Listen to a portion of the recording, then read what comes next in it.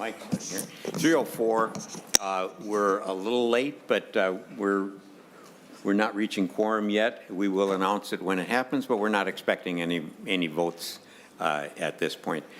So I'm going to call the State Senate Elections Committee to order, and we have one piece of information to handle first, and that is for Mr. Jack Smythe to introduce himself and tell us a little bit about himself and who he works for and where he comes from.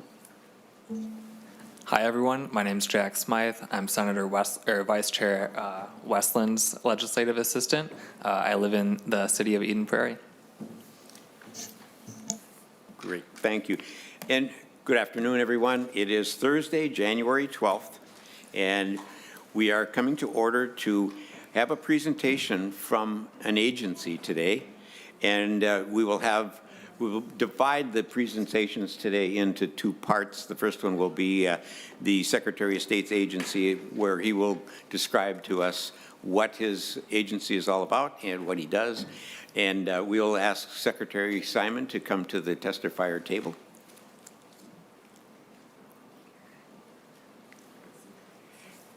And we are at a quorum now.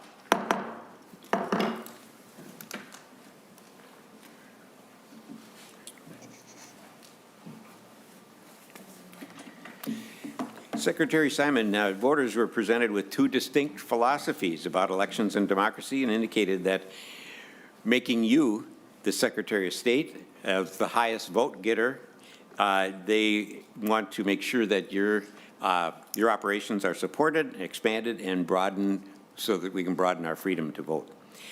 Secretary Simon will provide an overview of the Office of the Secretary of State's duties and later there will be a review of the 2022 elections. So, Secretary of State Simon, please state your name for the record and proceed with your testimony. Thank you, Mr. Chair and members. Steve Simon, Minnesota Secretary of State. It's an honor to be with you. Please bring your microphone real close and point it right at your... Great. Is this better? Yeah, that's better. Steve Simon, Minnesota Secretary of State. It's an honor to be with you today to give this office overview. To my left are David Maeda, our Minnesota State Elections Director. To my right is Nicole Freeman, our Director of Government Relations. I'll go first with this first set of slides, and then Mr. Maeda will take it over to give an overview, not of our office so much, but of the Minnesota election system. Who does what is the basic design or architecture of our system. So I'll start out right away, and you should have the slides available to you. I just want to thank you. I understand, first off, that the jurisdiction of this committee is obviously focused on elections, and while this presentation will focus on the elections aspect of our office, Mr. Chair, you asked for a brief overview of the full work of the office. So I'll just give a high-level overview before I hand over the microphone to our State Elections Director, Mr. Maeda. On the next slide, you'll see, actually it's one further back, there we go. As you can see, our office is broken into 4 divisions. There's elections, safe at home, business services, and administration. Though many people, obviously, for obvious reasons, associate the office only with elections, our business services division, as you can see, including office IT, makes up nearly 60% of our resource allocation, and it's the most common point of contact between our office and the people of Minnesota. So our elections division is the next largest division, and then we have administration, and then, of course, safe at home.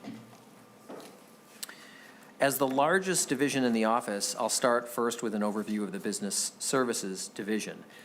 Business services provides many services to Minnesotans, especially those within the business community. That includes business owners, chambers of commerce, economic development associations, and others.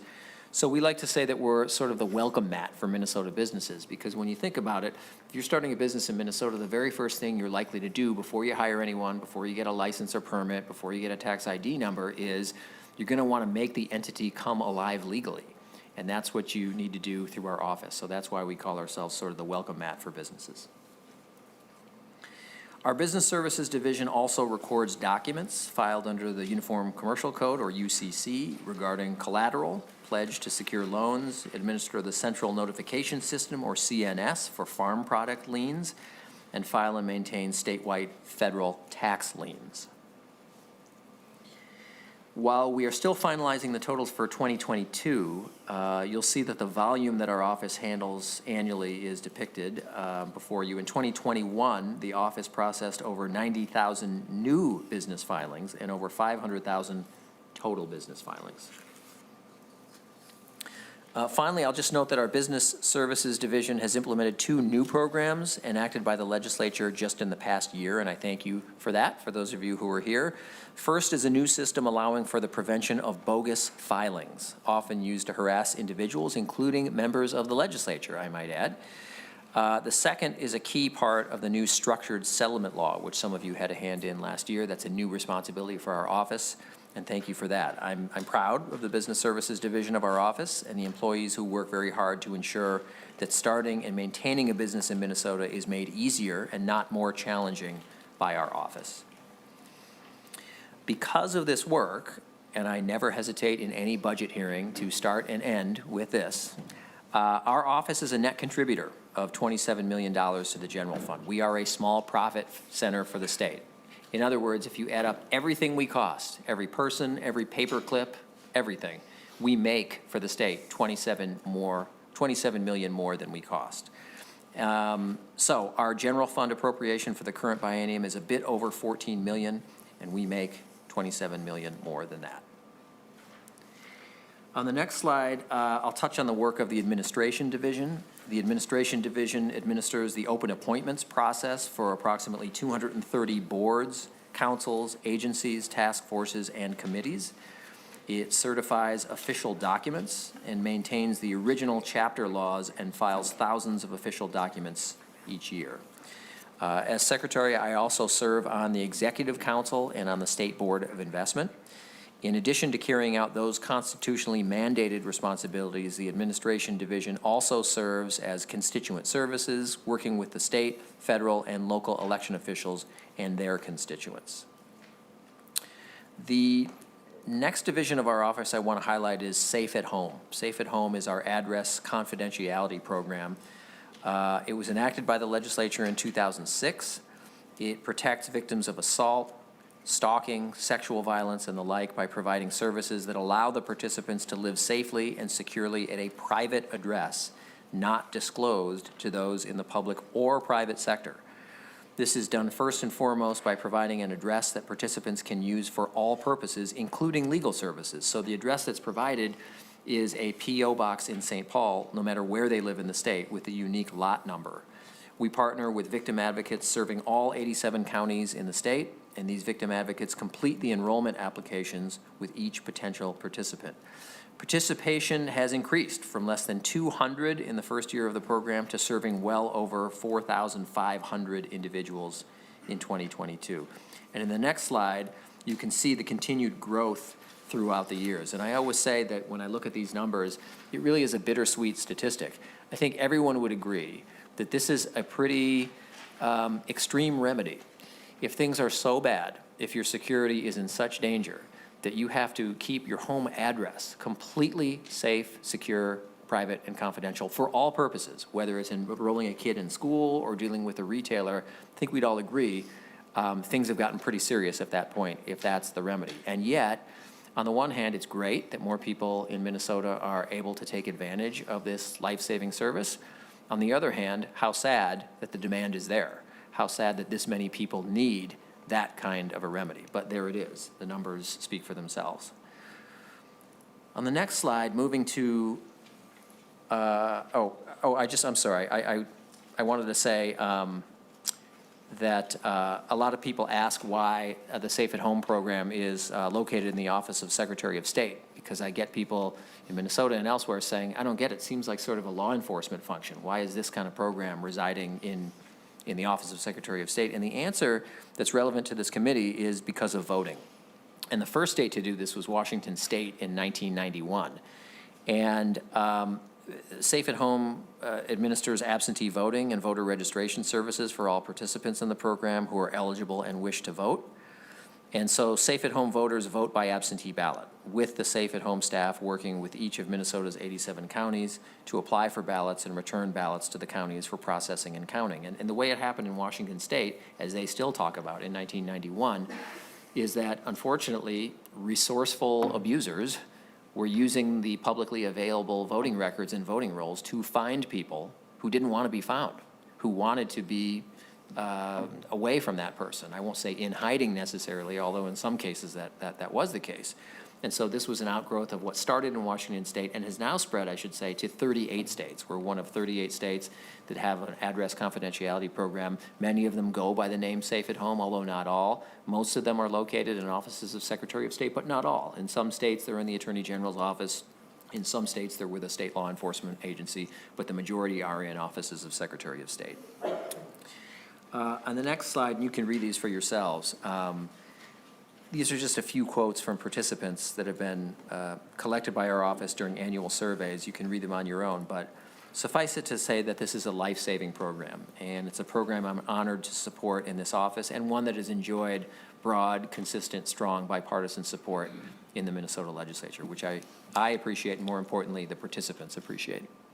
Mr. Secretary, I have a couple of questions that, and first of all, I have not announced whether you're going to be taking questions during the presentation, but you said that it's fine with you to either defer until afterward, but, I'm sorry, I have a, short-term memory here that I'm going to, I'll probably forget the most important questions by the time you're finished. But one of them that I have for Safe at Home is that in the past, police officers used to use their address of their PD as their home address for voting. And, and I live in Egan, and one of the things I asked was how many of our cops do that and why?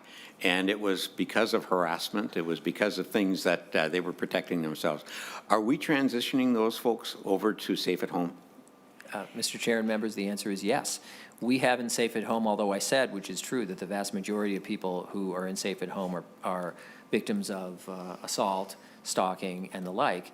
We have had, I can't speak to this very moment at this time, but in recent history, we have had law enforcement officers, we have had judges, we have had prosecutors, we have had others who, for maybe different reasons, fear for their safety. So the short answer is yes. Thank you. Senator Anderson, you have a question? Thank you, Mr. Chair. Welcome, Secretary. Question for you. I received a phone call about a week and a half ago from a person out of the state of Minnesota who had put their loved one in the Safe at Home program. They are still out of state, but they are concerned about what's happening, or they're concerned that their family members are going to try and seek their location. And I'm wondering, because they are family members, they contacted me to say, will we still be safe even though we've had to flee Minnesota? Question. Wow. Thank you, Mr. Chair and Senator Anderson. Thanks for the question. We get situations like that, especially across state lines. I can't speak for someone who's out of the state of Minnesota, obviously can't vouch for their safety. In terms of their relative who's in the state, and I'm happy to talk with you offline as well about this particular situation, but those are dicey situations. What I always say and what we always say about Safe at Home is the only people who know where that person lives or are supposed to know is our office under very guarded, very secure conditions, the individual themselves, and then, practically speaking, anyone they choose to tell.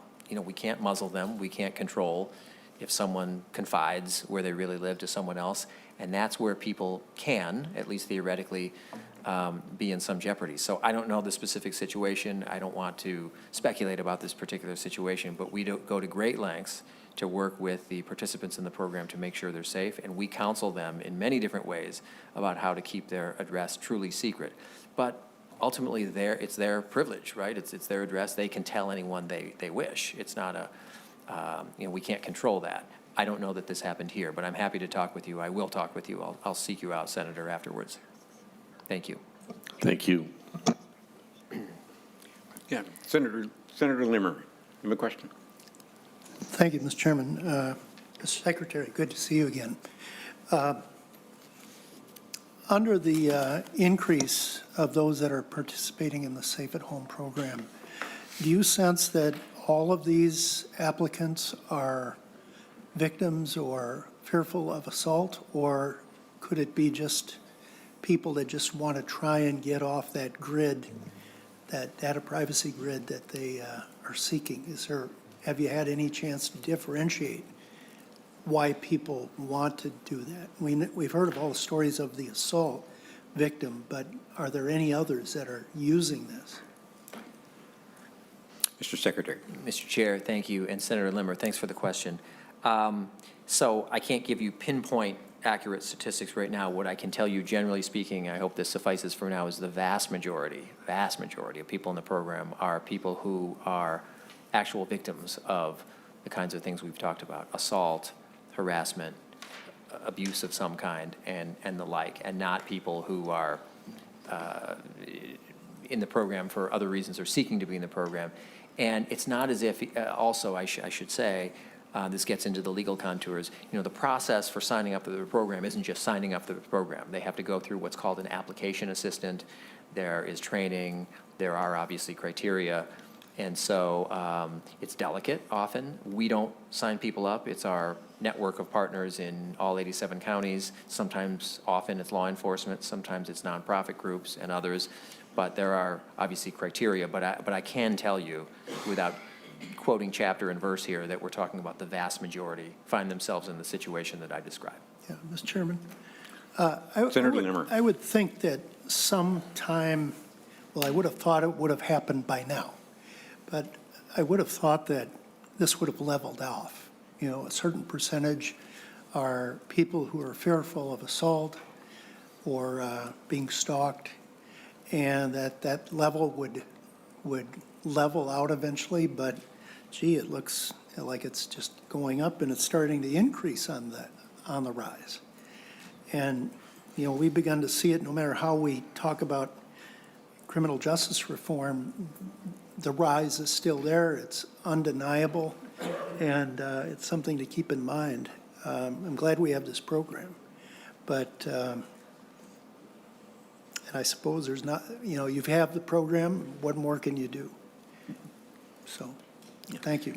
Mr. Secretary, maybe you could be real clear with that, how a person does sign up for the program and who they contact Right. to do so.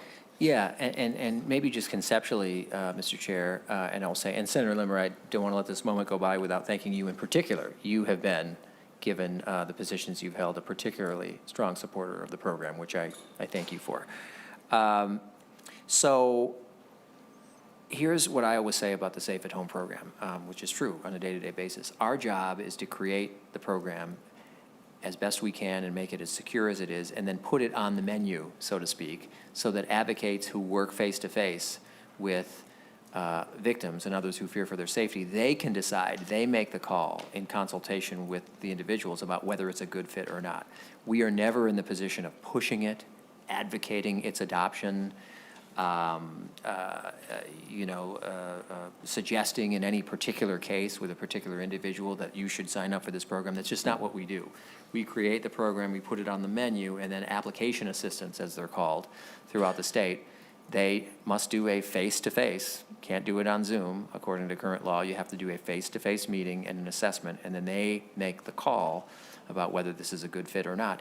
And we freely acknowledge, as they do, that sometimes it's not a good fit for someone. So many people know where that person lives. Either they're a fixture in the community or maybe they live in a smaller town. That can be the case. I'm not suggesting that those are criteria that bar someone. I'm just saying there are so many details and situations that are not our call. They're the call of the victim or the alleged victim and the application assistant and other community voices who are working with them, counseling with them. So our job, again, is to put it on the menu, and whether it's ordered off that menu is not our call, not our decision. And I think that's appropriate. There ought to be that line. We don't know that person. We don't know that community, but the application assistants do. Mm-hmm. Yeah, thank you. And what you said before, Mr. Secretary, is that roughly 4,500 from 2021. Correct. Is that correct? Okay. That's right. And you're saying that it was about a 23% increase per year or something like that? So Right. it is increasing. And are there any See, it's safe at home, so are there any communications that generally these people will be contacted? For instance, jury duty, anything like that, or are they completely exempt from that? I wouldn't, Mr. Chair, I would say, I wouldn't call them exempt. They're not exempt by law. But as a practical matter, we get them their mail. So typically the jury duty notice, as some of you know from experience, comes by mail. And we get that mail to them. I would imagine that serving on a jury, while not totally precluded, would be difficult. But that's a good one. I'll ask our director about that. Surely it's happened over the last decade and a half. I just can't remember a specific instance, but. Okay, thank you, thank you. Any other questions? No, Senator Andrews. Thank you, Mr. Chair. And I am learning about this, even though I have been involved in this in past sessions, as you well know. And so I appreciate what you're sharing here. To clarify, I think you just may have answered my first question, but to clarify, you're saying that your office itself does not approve or deny applications. That's handled by, I'll use the term, your sign-up partners. Did I understand that correctly? Mr. Secretary. Mr. Chair, Senator Matthews, thank you. Application assistance is the formal name. Yes. Okay. Thank you. And Mr. Chair, Senator. are your application assistant programs, are those prescribed in law, or are those publicly listed? You listed things from like law enforcement to nonprofits, which to me is a very broad, you know, a nonprofit could be a zillion of those.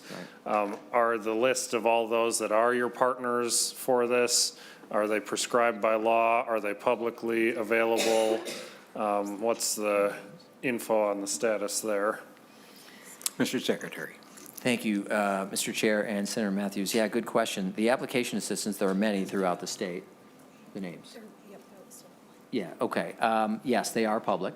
The actual names of the people who are application assistants are public, yes. And when I mention nonprofits, Senator, I was just using a very broad term. They are often, for example, battered women's shelters or people at crisis centers and the like. So that's what I meant, not, you know, other kinds of nonprofits. Thank you, Mr. Chair. Thank you, Senator. Please continue with your Okay. presentation. Well, let me shift for a moment, Senators, to the next slide, which is on elections. And while I'm going to hand the microphone in just a minute to our state elections director to give an overview of our Minnesota election system, including the role of the Office of Secretary of State, I just want to provide you with a few numbers. The elections division of the office is only 21 full-time employees. 9 of those employees, including our elections director, serve as election administrators supporting primarily the 87 counties and hundreds of municipal election workers. The office also maintains 9 IT staff supporting our many online tools for voters. The statewide voter registration system is really the backbone of our election system, as well as the other tools such as election night reporting, candidate filing systems, among others. And new to the office is an elections cyber navigation, or really security navigation program. These 2 staff, funded by Help America Vote Act funds from the federal government, are tasked with working with all 87 counties to help secure our election systems. And finally, we have 1 full-time voter outreach professional and a temporary voter outreach team member. This small but mighty team supports all 87 counties, thousands of election workers from township clerks to county auditors, tens of thousands of election judges, and the over 3.6 million registered voters in Minnesota. And I just want to say one thing about that infrastructure, which I think Mr. Maeda is going to touch on, but I always make a point of emphasizing this. Many of you know this from personal experience based on your own districts, but you know, of the 87 counties in Minnesota, only nine counties have full-time, year-round, elections-only offices. They're the counties you might suspect, the bigger ones, St. Louis and Ramsey and Hennepin and the like. For the vast majority of counties, and many of you know this because it's your districts, the person who does elections, very capably and ably, also wears many other hats. It's typically a county auditor or auditor treasurer. Sometimes they handle property taxes as well as elections. Sometimes they handle ditch and drainage work. Sometimes they handle public housing. Sometimes they handle inspections of all kinds. And I think that's worth noting when we're legislating on elections, that particularly for some of those counties, we interact with them a lot. We interact with all counties, but in a different way, we'll interact with, say, Hennepin County than we might with, say, Watonwan County. It's not better or worse, it's just different. And I want to say, the vast majority of those who wear the many hats, they do an outstanding job. That's not the issue. It's just sometimes they might need a different kind of help and guidance from our office. Mr. Secretary, another question on that. From what I understand, your office is responsible for some training in election procedures, but also there must be some handoff with the counties on Right. election judges. I'm thinking specifically of this requirement to go into assisted living homes. Oh, right. Yeah, and who handles that? Right. Well, we don't do that. And actually, I might defer in a minute. I think Mr. Maeda is going to cover some of that in his presentation. So I don't want to steal his thunder, but what I would say is we don't do any of that. That all happens at the local level. Okay, thank you. Senator Anderson. Thank you, Mr. Chair. Mr. Secretary, do you know those 9 counties right off the names of those 9 counties? Boy, this is an interesting trivia question. I mean, I would guess they are. I would be speculating, but I'm speculating they are, Hennepin, Anoka, Dakota, Washington, Ramsey, St. Louis, Scott, Carver. How many did I just name? I'm close, right? I wasn't counting. So, and you're looking at someone who used to hold one of those roles. So Ms. Freeman, before she was with our office, ran elections in Washington County. And that was her full-time gig. She did not do ditch and drainage work. She did not do property taxes. She did not do inspection work. That was all she did.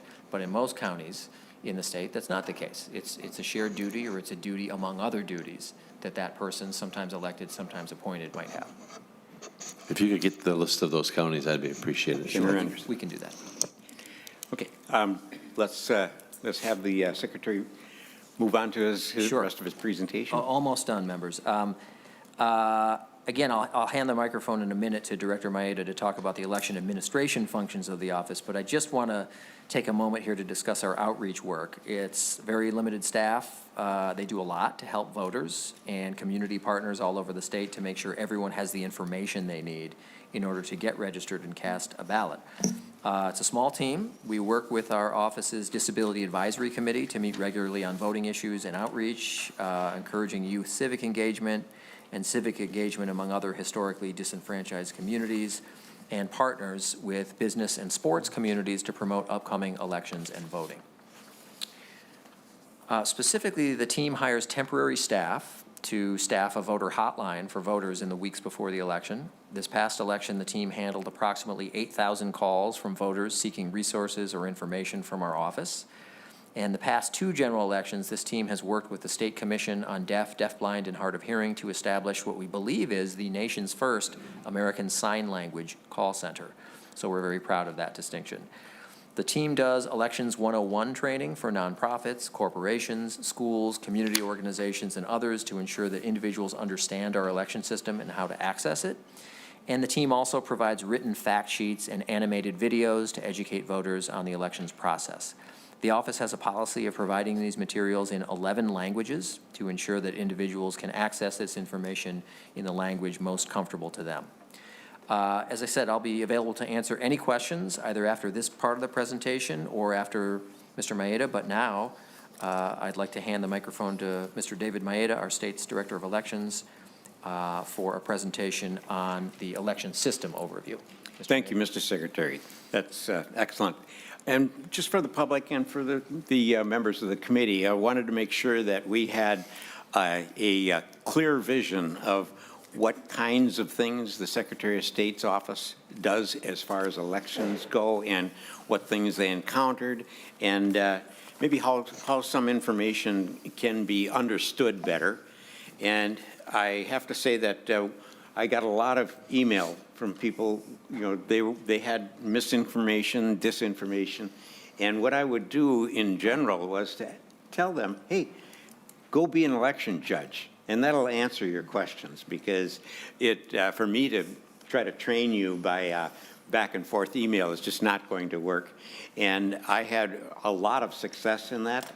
We did see the list of judges in my city, and there were people on there that I had been communicating with, and they became, I believe they all became judges. And I think just by the lack of lack of accusations and information after that, I think I was successful. And that's one of the reasons why I wanted to have the secretary have Mr. Maeda give some presentations here. So he's going to be covering some of the things that they encountered, and hopefully everybody will get a little bit more information. And then if like me, you're still getting some emails that are just not right, they're not good information, you can link yourself to this presentation so that people learn a little bit more.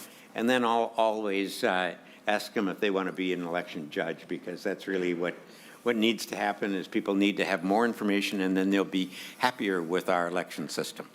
So with that, Mr. Maeda, please identify yourself for the record and continue with your presentation. Thank you, Mr. Chair and members of the committee. My name is David Maeda. I'm the Director of Elections for the Secretary of State's office. I'm going to do a brief overview of the different roles that we have in our office with our 87 county partners and our thousands of township, city, and school district election administrators. I thought I'd begin my presentation with a recap of what we saw in 2022. I've been involved in elections for nearly 25 years now, running elections, and every election I've been a part of, there's always something unique to the election that we didn't see before, and 2022 is certainly no exception. The first big challenge our office and our 87 county partners had was redistricting. Of course, once we got the census data and the redistricting plan from the court, we had to quickly work with our 87 counties to update all the address ranges in SVRS and all the voters associated to those address ranges, so the voters were in the proper districts that they got redistricted into. The challenge became in early spring, you'll recall, the unfortunate death of Congressman Hagedorn in the 1st Congressional District. This presented a challenge because the special election was scheduled the same day as the August state primary. So for CD1, we had those voting in the special election voting out of the previous district boundaries, and those voting in the state primary voting under the new CD1 boundaries. It caused confusion, obviously. We did our best to help our counties communicate what was going on in CD1 to the voters, but there was primary in CD1, so some candidates were actually on both sides of the ballot, which is the first in my career. So that was a challenge that we worked our way through during the summer. Mr. Chair, you mentioned mis and disinformation that's being spread across the country, but also across Minnesota. So I spent a lot of my summer trying to get accurate information out to our county partners. So I spoke to county boards. I spoke to any group that asked me to present on elections, just to get accurate information out to our voters and our everybody in Minnesota. I think most of the misinformation that we saw had to do with our voting systems, which I will touch on in this presentation on how we know our voting systems are secure. We actually did have 2 recounts in November in House Districts 3A and 3B that affirmed the election night results from those 5 counties in 3A and the 2 counties in 3B. And then we have a post-election review process, an audit process after every even year election. I'll walk through that in this presentation. I just put it on this slide because our role in the Secretary of State's office is we visit the counties that are being audited and do a deep dive audit of all the materials they used in the 2022 election. We are just getting those scheduled. We hope to have them done by February. But it's a great opportunity for us to visit with our 87 county partners to hear things that went well and things we can improve on. One of the things I wanted to point out is we are seeing a turnover at the counties on election officials. It's a profession that's itself been under attack, and I know some of our county partners in particular, we're seeing more and more turnover. We had a situation in one of our counties where the auditor quit in the summers, and as Secretary Simon mentioned, most of our counties do not have a deep bench of people that run elections for the county, so that presented a big challenge. We actually sent one of my team members down to triage the situation and help them come up with a plan on how they were going to get through the 2022 fall elections. And so a lot of our focus going forward is going to be really revamping our training materials for our county partners, because a lot of the training materials that we provide have been provided to me throughout my 25 years. It's the same material because the statutes don't change all that much, but I think we can do a better job on especially providing training to brand-new county auditors to onboard them. And so a lot of our focus on the team this year will be doing a better job with our training materials. Excuse me. The other thing I'll point out here is I've been fortunate in my career to work for Hennepin and Washington County, and I was a city clerk in Minnetonka, so I have seen elections and the partnership that is needed between our office, the counties, the cities, and the townships. It's been a unique experience working in all three levels, so that's kind of what my presentation is about, what we all are responsible for. So our office, Secretary Simon is designated as our chief state election official. As you mentioned, Mr. Chair, we do training for all 87 counties every even year. It was one of the, I think, exciting things for our office in 2022 as we resumed our in-person conference with all 87 counties. So it was great to be out in the field and interfacing with our county auditors.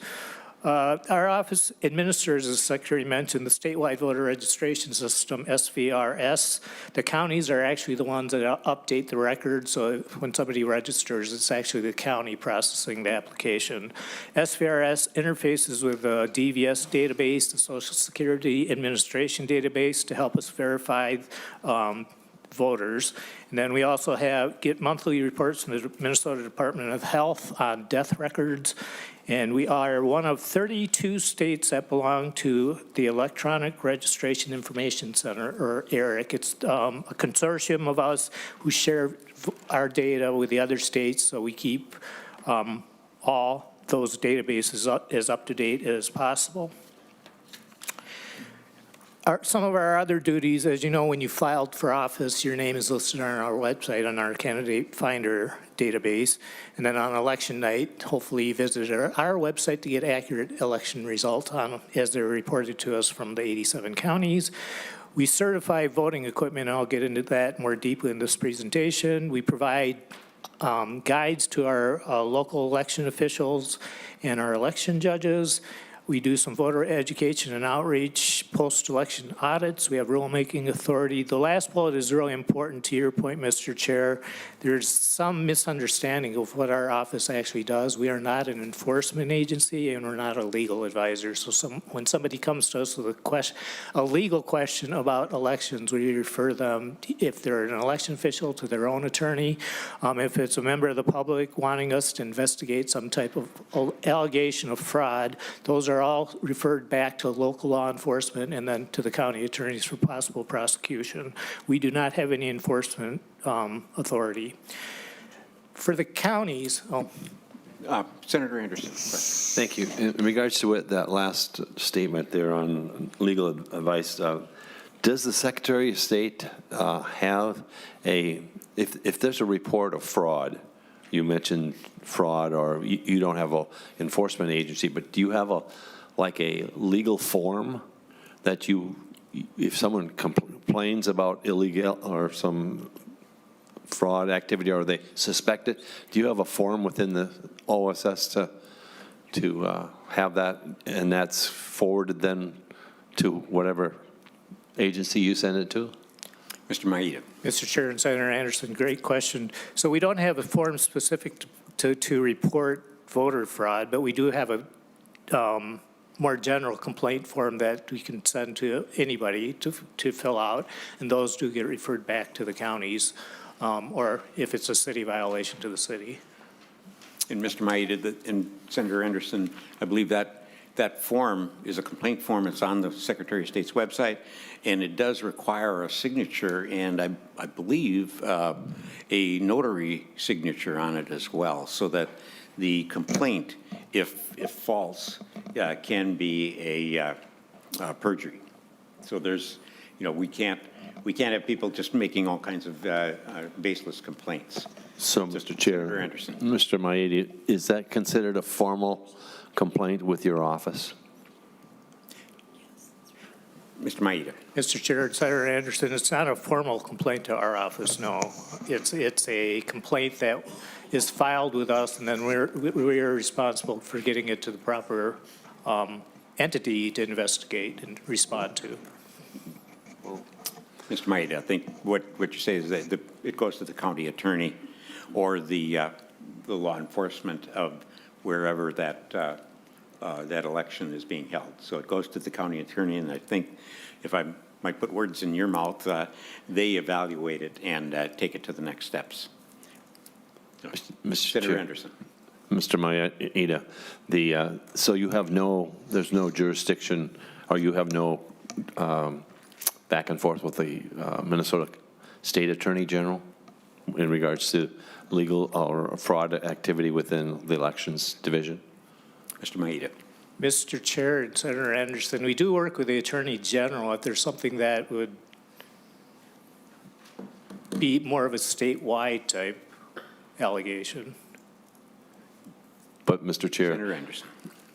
most of if the activity is reported to you, it will follow that person back to the county from which it was, which he or she came from. Is that correct?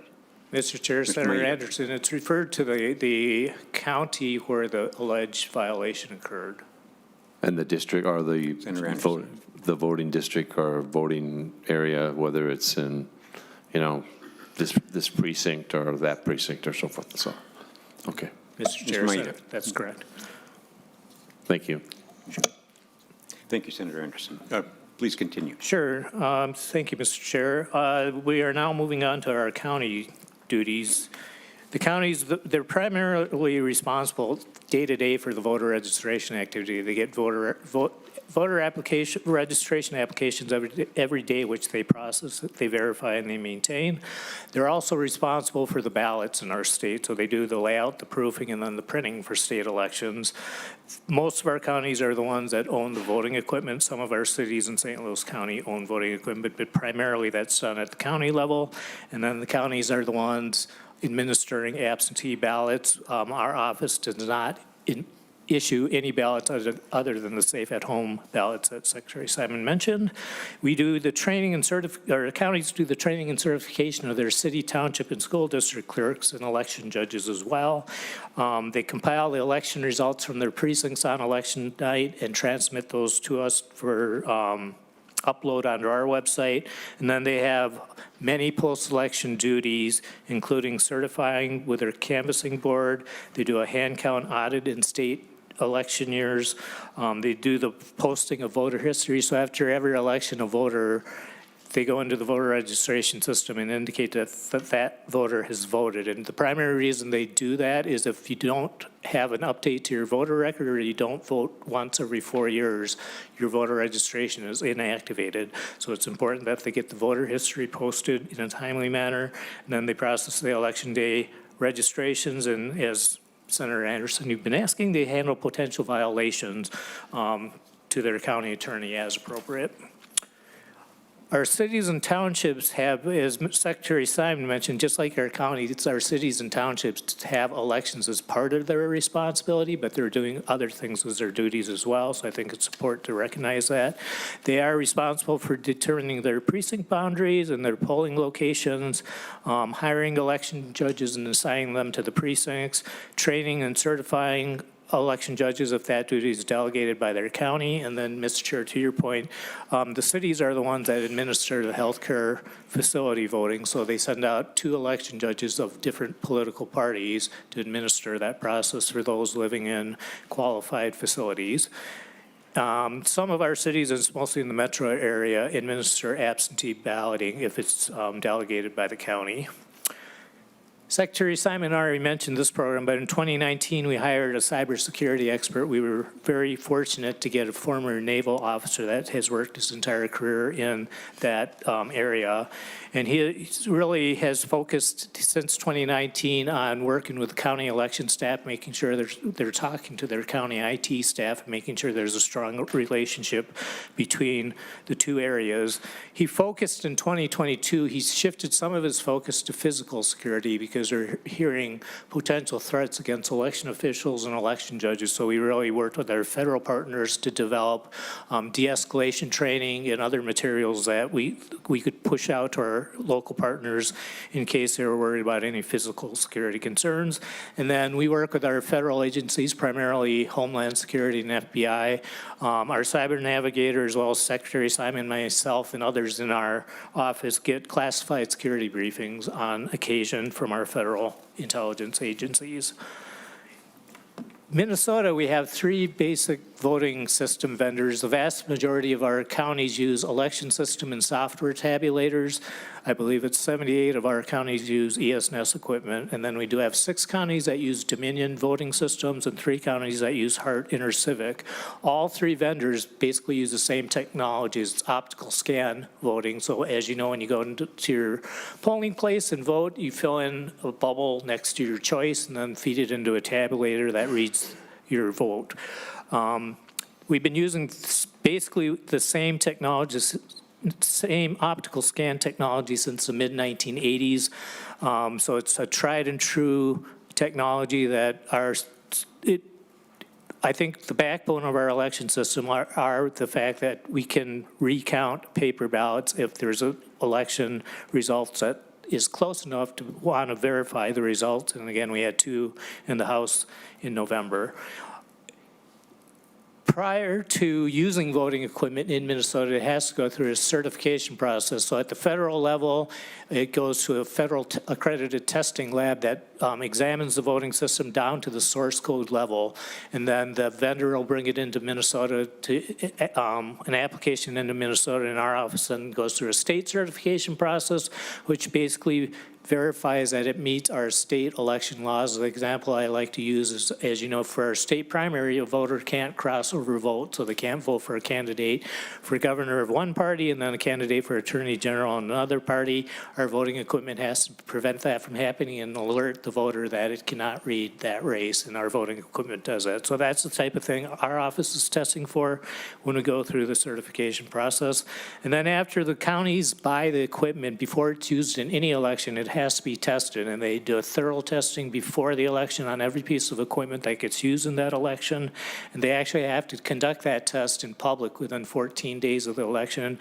And we are really encouraging anyone that has questions about the voting equipment, go to one of your public accuracy tests, because you get to see the jurisdiction hand marks ballots in a certain way.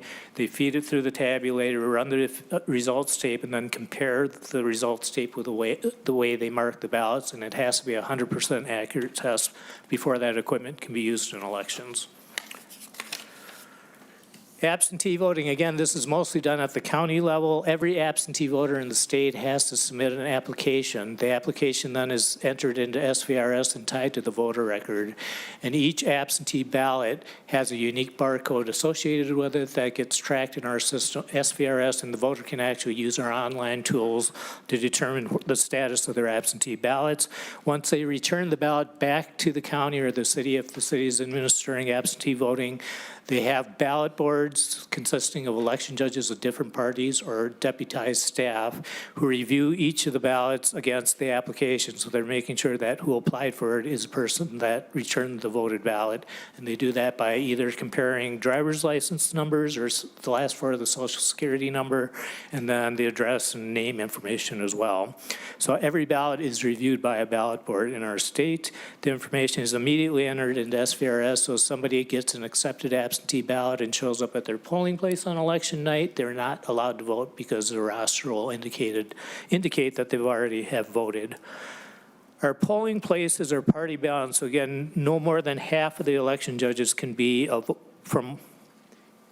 half plus one can be of one major political party. We have a balance between, we actually now have 3 major political parties in our state, the Republicans, the DFL, the Legalized Marijuana Now Party. We used to have 4, the Grassroots Legalized Cannabis Party, which lost its major party status in 2022. So we are using election judges from all 3 major political parties in our 4,000 polling places across the state.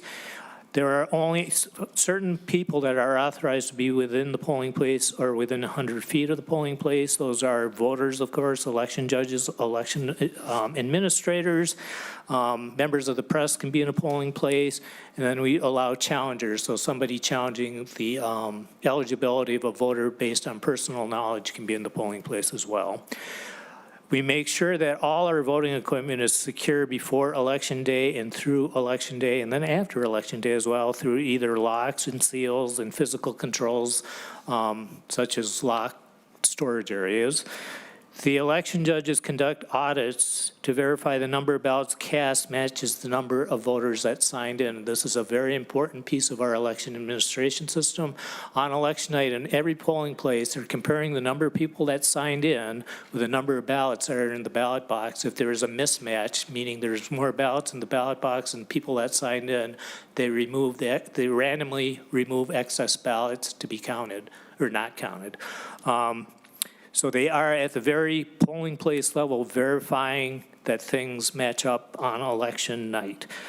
At the close of polls at 8 p.m., members of the public are welcome to go to the polling place and watch the election judges conclude their work.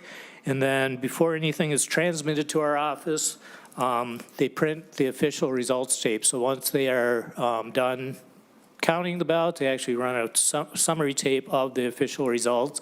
They all certify the results on election night. Senator Dornick, question. Thank you, Mr. Chair.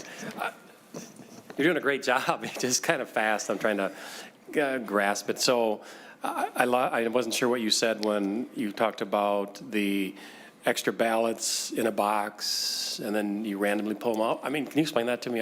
Is that correct? Is that what you said, or did I mishear you? Mr. Maeda. Mr. Chair and Senator, yeah, that is correct. Our law requires if there's more ballots, excess ballots in the ballot box and the number of people that sign in, the election judges remove the excess number not to be counted. Follow-up? Follow-up, yeah. So, Senator Dornick. so how would that happen with the record? People sign in, just not, I mean, it must not happen very often, I'm assuming. Okay. You're just going through it, okay. Yeah, Mr. Chair and Senator, it's a Mr. great Maeda. question. In my experience with the city of Minnetonka, more was likely to be the other, that somebody would sign in and the number of ballots in the ballot box would be less. And it's a situation in that case where somebody might have just walked out and not voted. For excess ballots, it used to be more common because our older voting equipment wouldn't be clear on whether the a ballot that got jammed actually counted or not. So the election judges would have to take a best guess and maybe run that ballot through twice. That was the primary reason that we used to have excess ballots. Our current iteration of voting equipment gives much better instructions to the election judges on whether or not a ballot has been counted or it needs to be run through again. One last question, Senator Mr. Chair. Thank you. So last question would, we don't have provisional ballots. So if somebody registers why they're at the polling place, do you verify that with an address check or something? If you could tell me how that works, I'd appreciate it. Thank you. Mr. Maeda. Mr. Chair and Senator, so you are correct. We don't have provisional ballots. We do have election day registration in Minnesota. So prior to getting a ballot, somebody that's not registered has to register to vote. And then the election judges, there are certain forms of documentations that they have to show to the election judges to get registered. Primarily, it's a Minnesota driver's license, but if it's a driver's license from another state, they can use utility bills, credit card bills, but they do have to provide documentation to get registered to vote before they're issued a ballot. And then after the election, the voter registration is verified just like any other voter registration. Senator? No, thank you. Any other questions? Mr. Maeda, please continue. Thank you, Mr. Chair. So I'm concluding here, we do have a post-election audit. I don't think it's known by a lot of people in the public, but after every state election, all 87 counties randomly select precincts within their county at their canvassing board, and then those precincts are hand counted. In presidential years, we hand count the presidential race and any federal race. In 2022, the governor's race was hand counted, and then all congressional races, all 8 that were on the ballot in 2022. So they actually hand count that. They compare it to the election tabulator total that was reported on election night. It used to be that the difference couldn't be more than 0.5%, and if it was higher than that, then more precincts are hand counted, and it could lead up to an escalation where the entire county would need to hand count all the ballots. We've never had that escalation occur in Minnesota because our voting equipment is very, very accurate. In fact, in 2021, I mentioned it used to be 0.5% can be the deviation. In 2021, you passed a law tightening that up, and now it's closer to 0.25% that would cause an escalation of the number of ballots that need to be hand counted. Mr. Maeda, can you give us the next steps? If you have a discrepancy, you go to additional precincts, but then if you have another discrepancy, you go to a larger number of precincts. What numbers are those? Mr. Chair, it continues to be the threshold of basically 0.25% that it can deviate. And again, if it deviates by more than that threshold, then more precincts are selected, and it could lead to a countywide audit of those races. Thank you. So, Mr. Chair, one of the Please continue. Secretary Simon just pointed out, one of the bullets on my slide that I didn't include in my presentation is that the election night results that get reported on election night include both the polling place numbers and the absentee ballot numbers. And if it's a mail ballot precinct, those are included. So we get one total that we're reporting on election night that includes all the votes from within that precinct.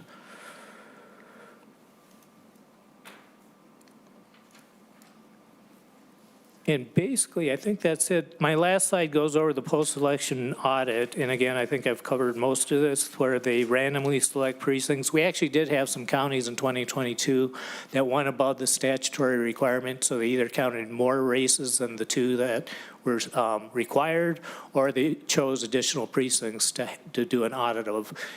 I believe we had 4 counties that went beyond their statutory requirements. And with that, Mr. Chair, I'll turn it back over to you and answer any questions. Thank you. Thank you. I think we'll go into the question phase now from people of the, members of the committee here. Senator Anderson. Thank you, Mr. Chair. Mr.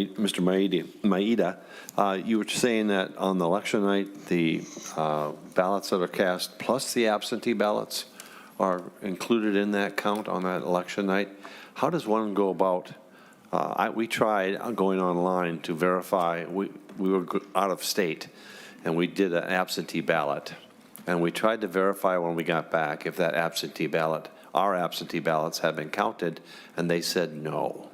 At least online was not verifiable to us. And so I'm just wondering, who in your office or who does the verification of absentee ballots? Mr. Maeda.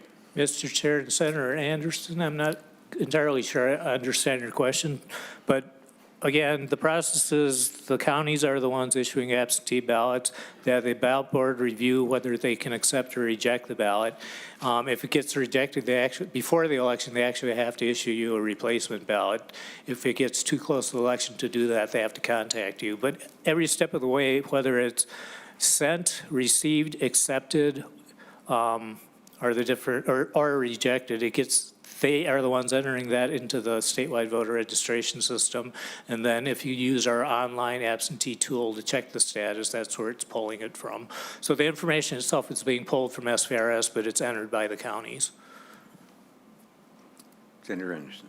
Thank you, Mr. Chair. So it's using the online verification system, if that doesn't say, but I didn't get a contact to say my vote didn't count. And so I'm just wondering if the online system works or is faulty in any way of not checking up on absentee ballots. I'm just asking the questions. Mr. Maeda. Senator, Mr. Chair, Senator Anderson, what I would recommend that you do is contact your county, because if it got rejected, they can tell you why. If it got accepted and there's something going on within SVRS, we should know that too. The county should let us know that as well. But the county would actually have your materials that they could review and inform you what actually happened. Senator Westman.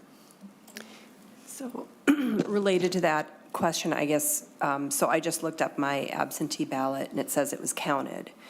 But so if it was counted on election night, that may not be updated until after election night. So in other words, if I'm going on the Secretary of State website to see if my ballot counted, it does say my ballot was counted. How soon is that updated on your website? Mr. Maeda. Mr. Chair and Senator, it's pretty much instantaneous. I mean, there is like a 10-minute lag to update the website, but it's pretty, as soon as they change the status within SVRS, it's pretty much instantaneous. Other questions? I have a question on when we're talking about being able to check on your ballot. Is that information that your ballot has been accepted and you've actually voted, is that part of the SVRS? There isn't two databases, is there? It's just an additional field that is held so that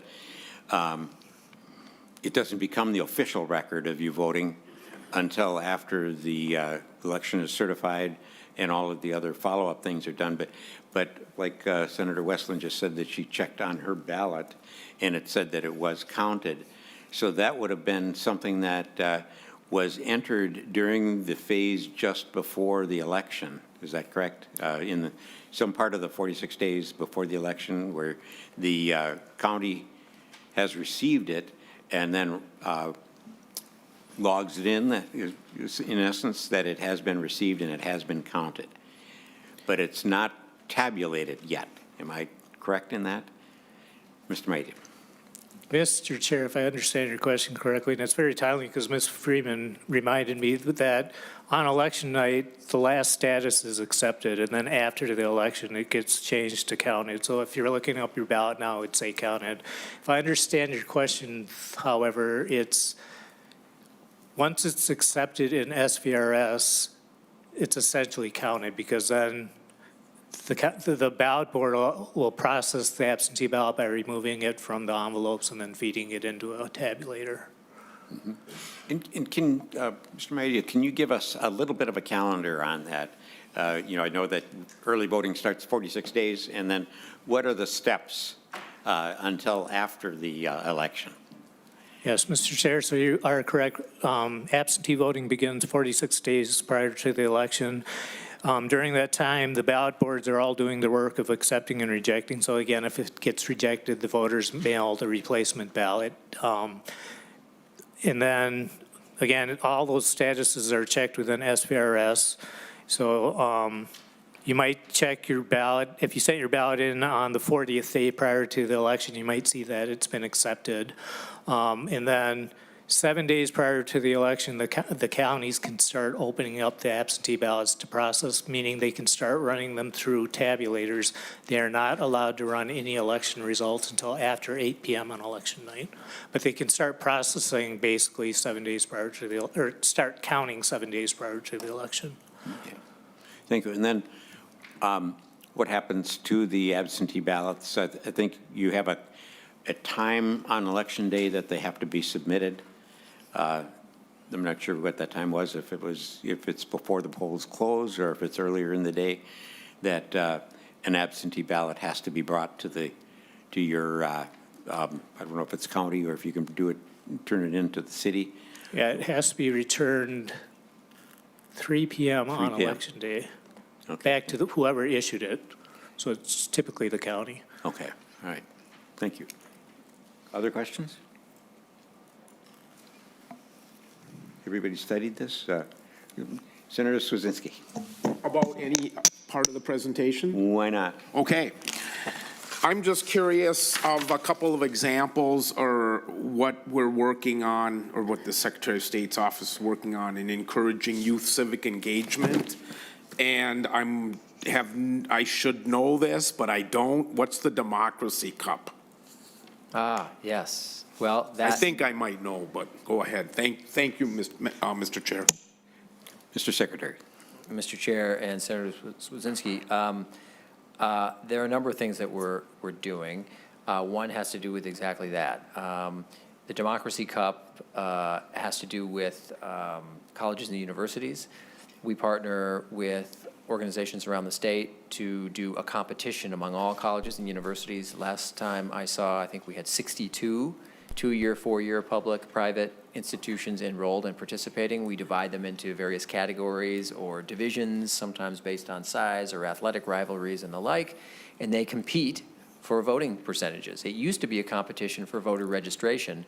Now we've skipped past that. Now it's even better. It's a competition for actual voting. There's a national organization that helps us and states and organizations around the country compile that. So we award literally something called the Democracy Cup to various schools around the state. It's really a fun ceremony where we give it out based on their division or their grouping, so that's one thing we do.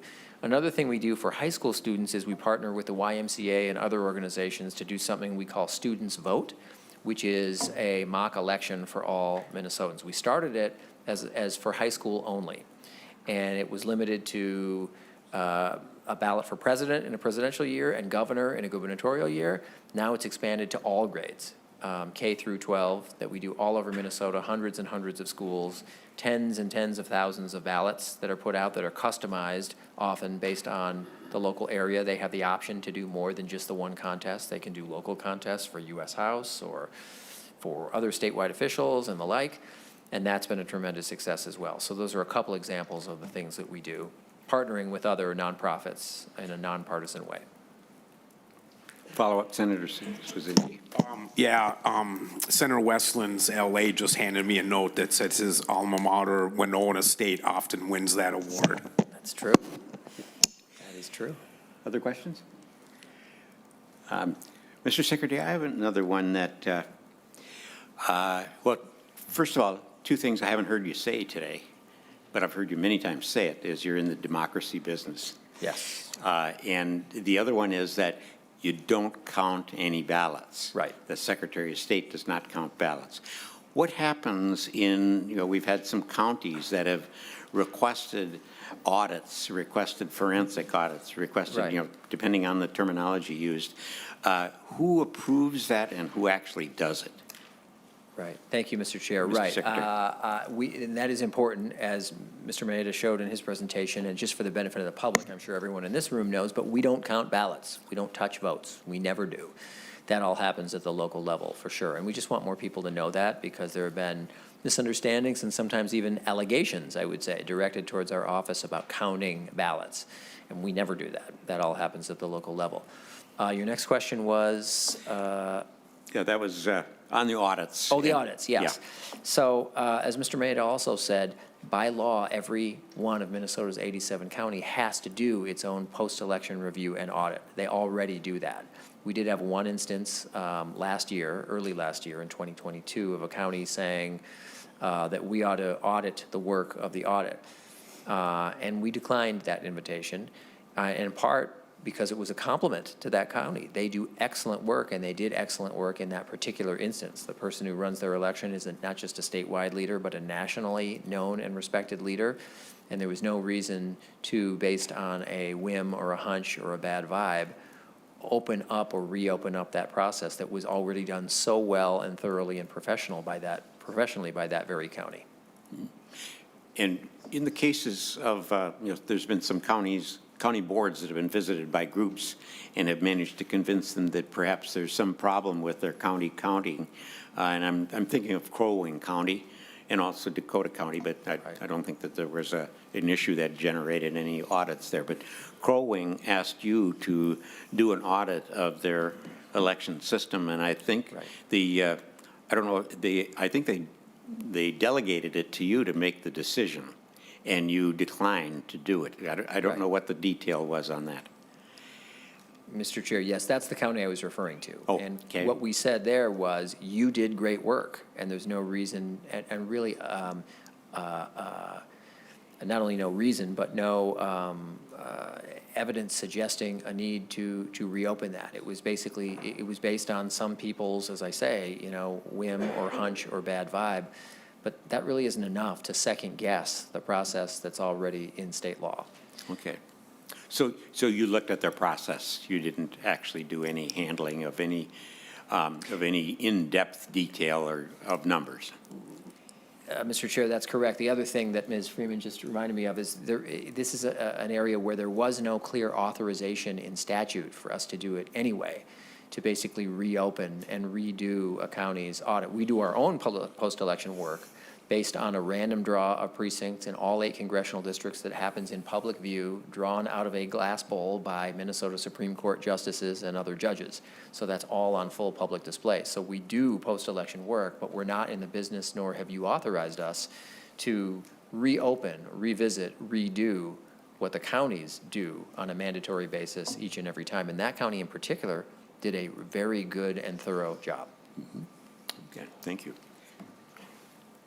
Senator Mitchell. Thank you. I'm saying this more to maybe help the group as I've been an election judge, but at least in Washington County, the counting is done within the precincts by the actual election judges. And where I've done it, it's been an even mix, a bipartisan mix of Democrats, Republicans, independents, literally making sure that the tally we have on the machine, hand counting the ballots, and making sure that matches up. I would assume that is the same elsewhere, because I think that might kind of inform people to the security of that process when that count is being done. Is that how that's handled in other counties as well? Mr. Secretary. Thank you, Mr. Chair. Senator Mitchell, yes, that is the protocol. That is by statute the way it works, that those ballots are counted in the precinct. There is a party balance requirement. As Mr. Maeda said, no one political party can be represented, can comprise more than 50% of the total of any election judge in a particular precinct. Follow-up? Follow-up? No, I just wanted to clarify, because I hear a lot of, much like you referring people to be election judges, I do the same thing. Because once you've seen the process, you've seen how secure every step is and how many checkpoints there are for there not to be a failure and for it to be bipartisan and accurate. So I just thought that clarification that was a statewide procedure might be helpful. Thank you. Thank you, Senator Mitchell. And I have just kind of a related one here. I probably know the answer, but how is the recruitment of election judges going? And in my case, I live in Eagan, and I was with some election judges last Sunday, and one of the things that they reported was that they had great difficulty getting Republican judges. And the one person that they had in the one precinct they were discussing had to stay all day. And that one person was overwhelmed with the amount of work she had to do. She had to go out to the car for all of these out of the building votes, because they had to have both sides represented. And she was just worn to a thread. And what they said is that they just couldn't get any more Republicans. So do we have anything that we can do as a legislature to help with that? And I know that one of the things I think has been the harassment of judges so much, or at least the threats of harassment. So we need to be sure that we protect these folks, protect their identities, protect the, maybe we'll get lots of people in the coming years, but I think this is something that hopefully we can work together with. And I guess, now I think what you would answer is that the counties do the horse trading, I think, between precincts, between cities, between maybe even sometimes between counties. Is that correct? Well, Mr. Chair, first of all, I want to thank everyone. I always I never miss an opportunity to thank an election judge. So Senator Mitchell, thank you, and to anyone in this room who's ever even one time years ago been an election judge, thank you, because we need 30,000 of you every election. 30,000, that's a small army to stand up and step up and do that job. The joke in our office as to election judges and darn near everything is if we could survive 2020, we could survive just about everything. 2020 was the ultimate stress test, and particularly in that area. Imagine how difficult it was in 2020 for cities and townships principally and primarily to recruit folks in the middle of a once-in-a-century pandemic. And yet, they did it. We helped, but they deserve the credit for doing it, for looking everywhere, for being creative, for being innovative, going beyond maybe some of the usual trusty, standby, reliable folks who, for whatever reason, might have taken themselves out of circulation for health reasons, and they found those 30,000. I agree with you, Mr. Chair, or at least what you're implying, which is it doesn't help matters when people perceive that they might be subject to threats or intimidation or an unpleasant experience. And that's something we are very concerned about. That's a national issue as well, not just in Minnesota. I would say it is a continual challenge. To your point about party balance, Mr. Chair, what I tell people who want to be election judges is two things. Number one, you are not limited to being an election judge in the place where you live. That's a misconception sometimes. If you're 18 and above and you live in Eagan and you want to be an election judge in Duluth and they'll have you, you can do it, and vice versa. There's no tethering to the county you live or the city you live. You can be an election judge anywhere. You don't have to be a resident of that place. Second thing I always say is, as to party balance, not every election judge has to declare a party affiliation, but for those who do, and there are those who must, based on certain functions. For example, some of you may be familiar with what you just alluded to. We have in Minnesota what's called curbside voting. It's what it sounds like. Someone can drive up and say, hey, can you bring the ballot to me in my vehicle? That is one function that by law must have 2 election judges, 1 from each political party. So they can watch each other. No one's coaching anyone or anything like that. So by law, if someone pulls up in Eagan or anywhere in any of your districts and says, I want to vote curbside, there must be an election judge of at least representing at least 2 political parties out there performing that function and watching so they can offset any particular bias. Mm-hmm. But I tell people as to party balance, you know, if you really want people to be sort of bidding for your services, not literally, but really if you want to be coveted and you want to be wanted, if you're a Democrat, go to a Republican area, and if you're a Republican, go to a Democratic area, because they're really, really looking for bodies and people in those areas that are not of the prevailing political persuasion, let's put it that way. So there are places, red areas that are just desperate for blue election judges, and blue areas that are just desperate for red election judges. So for those who are eager to serve, those are some tips. Mm-hmm. No, thank you. Chairman? Senator Rest. Thank you, Mr. Chairman. Mr. Secretary, is there, or I seem to recall that you could be an election judge under the age of 18 Yes. as long as you were monitored by someone, I don't know if it's over 18 or it has to be 25 or something like that. So there are election judges, if they're monitored by, quote, an adult, That's right. that are under 18. And did you mean to say that anyone, regardless of where they live, do they have to be a registered voter? Do they have to live in Minnesota? Mr. Secretary, one thing I want to make sure that we respect the Secretary's time. He needs to exit about 4:30. Yeah, I got a couple minutes. Thank you. So we have 2 more questions. It's a quick question. Sure. Yeah, 3 more.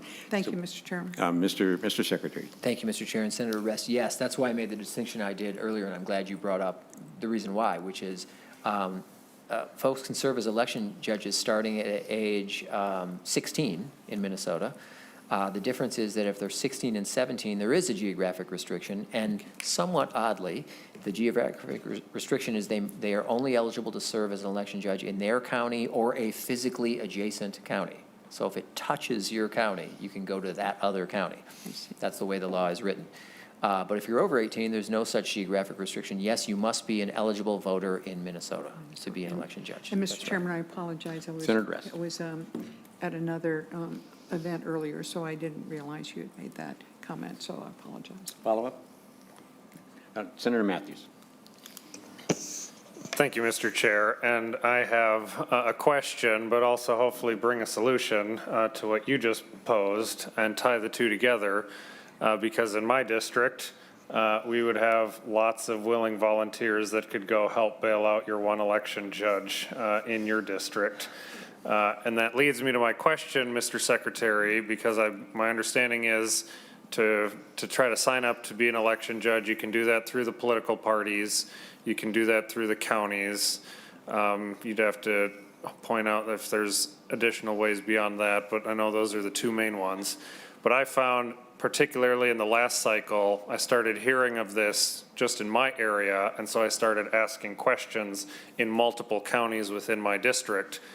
How many of you signed up to be an election judge and never heard anything, never got contacted back?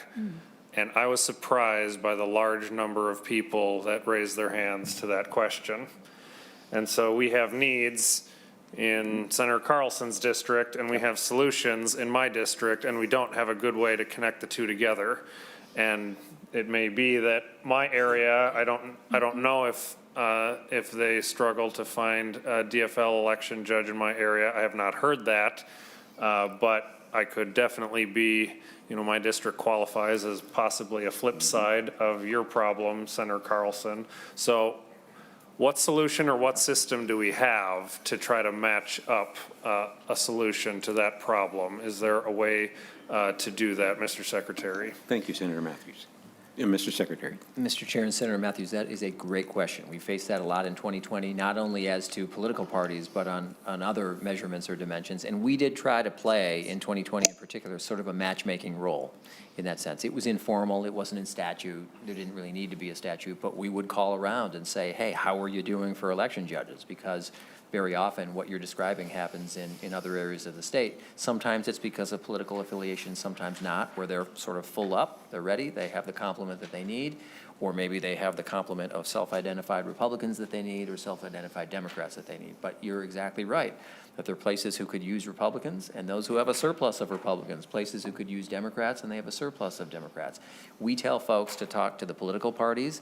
We try to informally serve sort of a matchmaking function. And to your point, Mr. Chair, I don't think I fully answered part of your question, and I'll do it now, which is that it's typically the cities and the townships who recruit the actual election judges, and then it's the counties who train those election judges, typically. Not everywhere and not always. And they've done a very good job, as I mentioned, in 2020 with a ton of challenges and hoops and hurdles of doing that. But I am intrigued by more matchmaking of the kind that you're describing, Senator Matthews, because I think there are, based on political party and other considerations, there's a role that we and others can play in finding and matching deficits and surpluses of different kinds of election judges. Senator Matthews, follow-up. Mr. Chair, quick follow-up. Thank you. And this was based on the 2022 election cycle, the one we just had, where I noticed this. So basically, and I didn't really have a good answer to people who asked me, what can I do? Beyond that particular election person who wants to be an election judge, other than them calling around to multiple cities and counties and whatnot themselves, trying to find open slots, is there another way for, I know you as your office might be calling around, is there something for an individual or a county political chair or some local person short of just pulling out a phone book and calling a bunch of cities and counties? Mr. Secretary. Thank you, Mr. Chair and Senator Matthews. Very good question. I mean, my advice, again, I personally, when people call me or reach out or text me with that very question, I say, well, talk to a political party, because political parties sometimes, in my experience, fairly often have a good idea of where people can be slotted. And then part of it is sort of casting about and trying other places. The League of Women Voters has often been helpful, I think, generally, either individual chapters or statewide. But it's, I will be honest with you, it's a space that I and we are interested in leaning into a little bit more.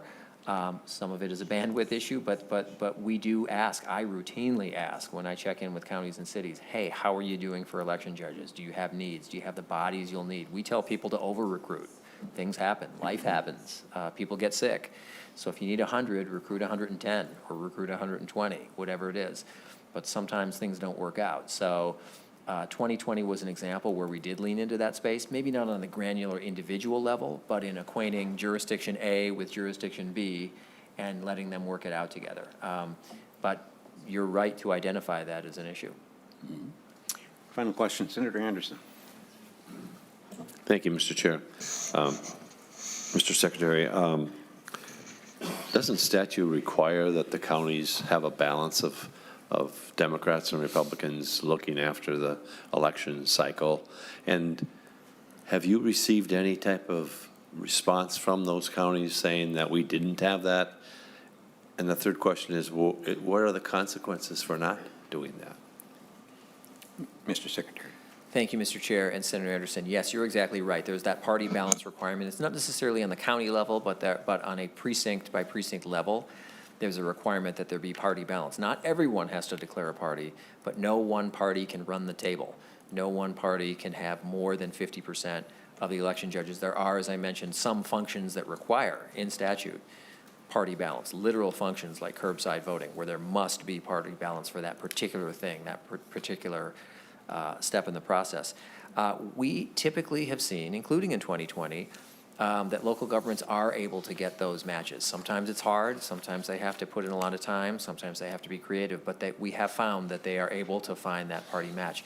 To your point, what happens if they don't do it? Well, they're in violation of the law because you have to have party balance. So in the case of curbside voting, I guess theoretically, I'm looking at Mr. Maeda and Ms. Freeman, but you can't carry out that function if you don't have, you just can't do it. You can't legally do it unless you have, in that particular instance, party balance. Mr. Chair. Follow-up. Mr. Secretary, have you received phone calls from county auditors or from people within county saying that they felt that there was not party balance? Mr. Chair. Mr. Secretary. Mr. Chair, Senator Anderson, let me, I'm going to defer to Mr. Maeda, whose team fields those kinds of inquiries, and maybe he can. Mr. Maeda. Mr. Chair and Senator Anderson, I do not think we've received any call like that. I've never heard of that happening. One of the things I mentioned in my presentation is we are now going out to the counties to do our post-election review process, and that is something we check with every county to make sure they had party balance in the precinct we're looking at.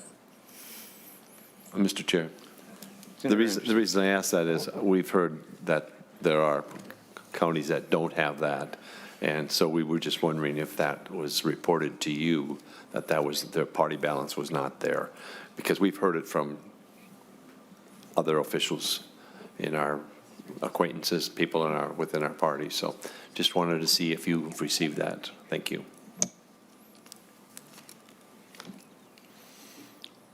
Any other follow-ups? Any other questions? Well, I want to thank, sorry, Mr. Secretary. If I may, Mr. Chair, thanks. I just want to extend an invitation to any member of this committee, as I always do at the beginning of every session in both chambers, regardless of party, on this committee. I really invite you at any time offline to contact me or Mr. Maeda or Ms. Freeman. We want to be available to you for your feedback, pushback, constructive criticism, individual constituent concerns. So this is not a one-off where I'll be saying hello and goodbye and you're never going to see me again, or any of us. We want it to be the opposite. We're happy to come to your office or arrange any kind of meeting you want with you, with constituents, with others. We're in the process of setting up meetings with each and every one of you. We've had a number of those already, but we just want, and I just want to be available to you throughout the session and afterwards. Thank you. Well, thank you. That was, I was going to ask for final comments, but that was some very great final comments. And I have to thank you that every time I've contacted you, you've been very responsive. So it's a pleasure to deal with the Secretary of State's office. So with that, we have finished the schedule for today, and we're, maybe close enough at time here. And we will have a meeting again Tuesday. And we will hear two bills, and it looks like the ones that are on the schedule are the support bill on certain types of contribution limitations that, about lobbyists. And then the next one is Senator Champion's bill on Restore the Vote. So we look forward to a great meeting on, and those are our first bills that we're going to be hearing. So we're looking forward to everybody being here and giving their input. Thank you very much. And with that, the meeting is adjourned.